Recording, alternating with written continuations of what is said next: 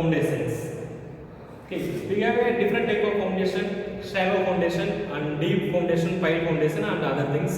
Foundation is nothing but it's a substructure. It is a transfer to the load to the earth. Okay, you now see production. Yes, please. Designing is a way of problem solving which is different from the older methods, because in the older methods of problem solving we directly give a solution to the problem. But here the people are the actual main judge of the problem. We actually go to the people, contact with them, and actually we understand what the problem actually is, and we can do several experiments to test it what actually people had a problem.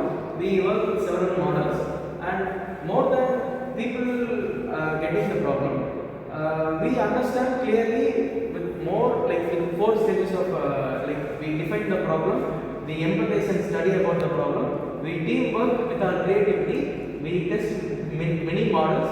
Models may fail or it may get better. Whichever models may fail, our team will learn from it, and they will, more than problem solving, our team will get more solutions. Maybe they can use to the other problems too. So design thinking from the foundation, it is a better way of problem solving. Okay, next. Historical foundation of design thinking. So in the early 20th itself, the design thinking was very common, but it also placed in the 1960s and the 1970s. So Herbert Simon and his colleague founded design thinking concept, which includes empathize, define, ideate, prototype, and test.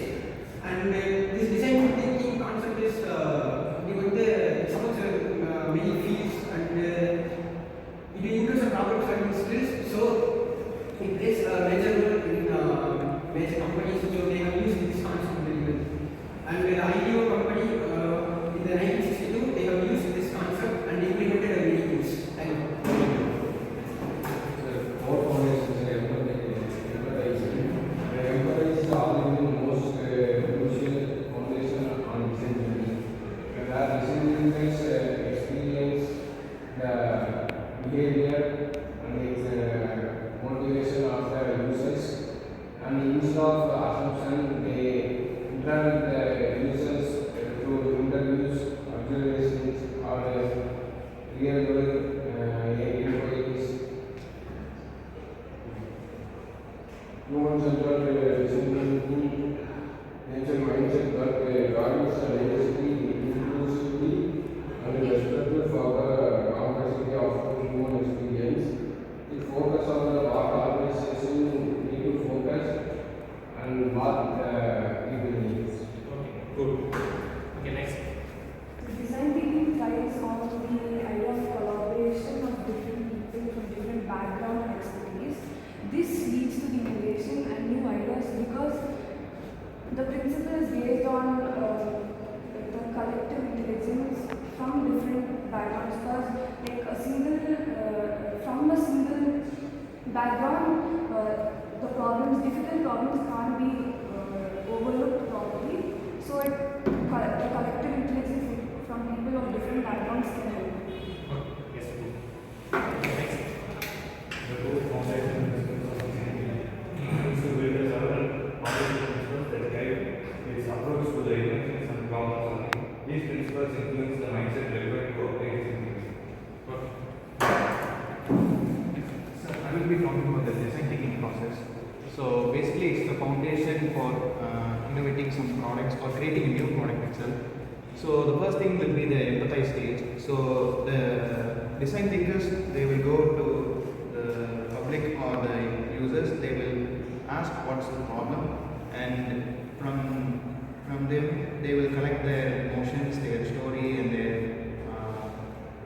their way of saying all of that. They'll collect all of that, and they will implement this on the second stage, that is the define stage. They will use all of these emotions and all the information they gather from the public, and they will create a problem statement from this.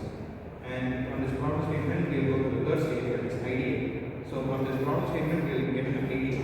So after getting that idea, we will go to the fourth stage, that is